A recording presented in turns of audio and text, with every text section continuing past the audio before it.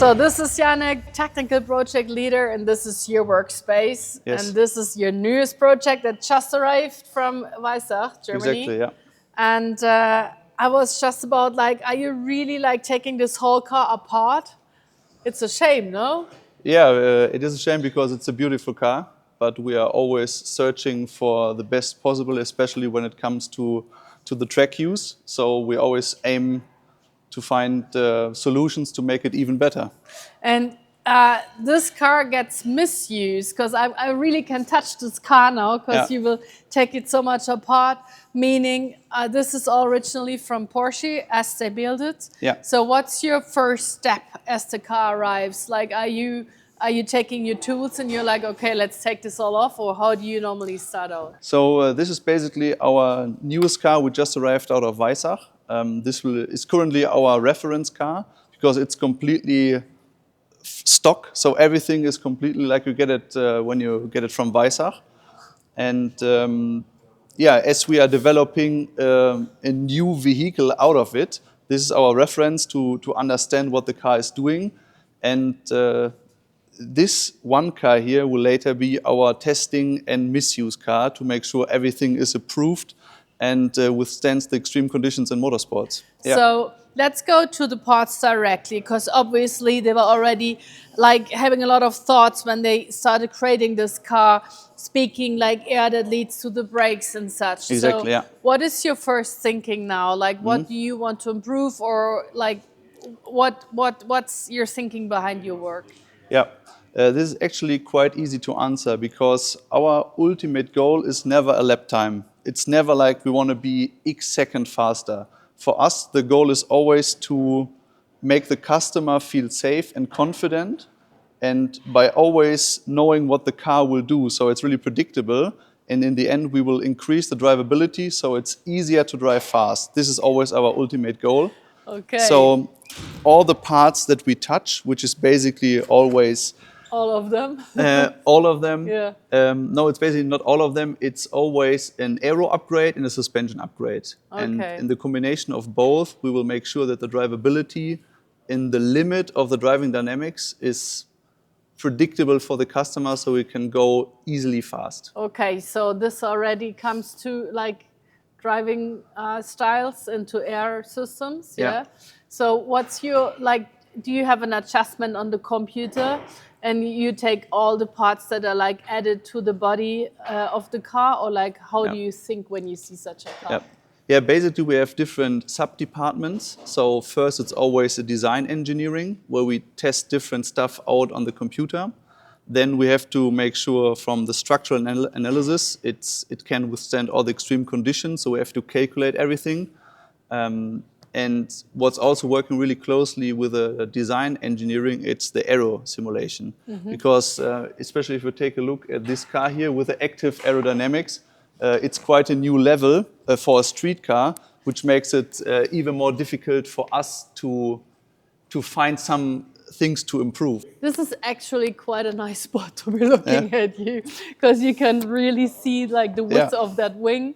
Yeah, I mean, it's the first serious car from Porsche with active aerodynamics.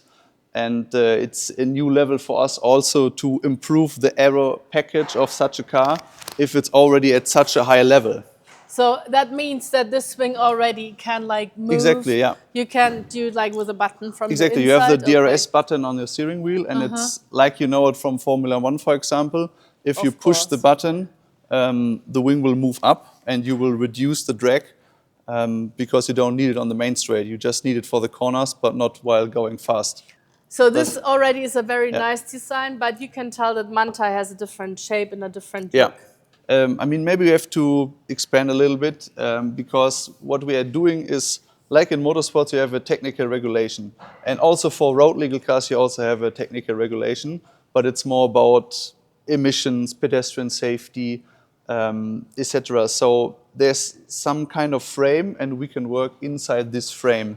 Speaking about the body itself, so you cannot like extend down under or like on the side, you have to stay within. Especially for emissions, we always have to make sure that even we want to improve the performance, it always has to be within the typization of the series car, which is quite important for for drag and emissions, etc. So you're not touching the engine, you're like more Exactly. playing around with the body.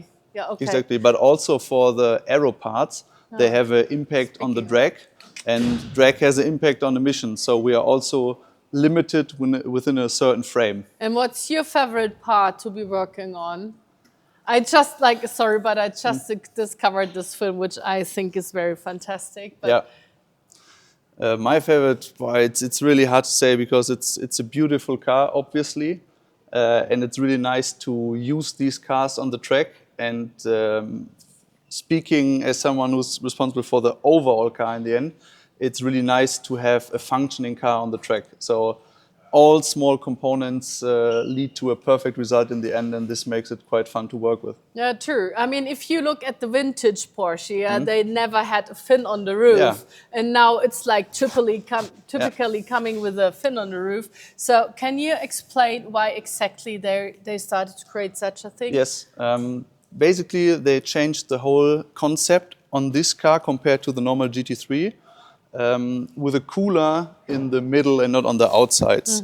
So this means a lot of hot air is coming out here, going over the roof and then into the engine intake. And this means you don't have the full power because hot air is not as dense as cold air. So with these roof fins, you can just help getting the warm air over the sides and getting the fresh cold air into the engine. Okay, let's come over there because there's more space to be talking about detailing. So I'm wondering, do you only work on this car or do you also get to drive this car, or does it get driven? Yeah, it gets driven a lot, especially on racetracks.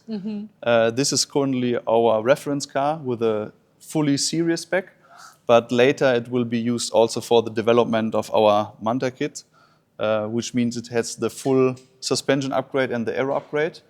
And this will be used on a lot of tracks in Europe, not only for driving and making sure the setup is like we want it for the customer.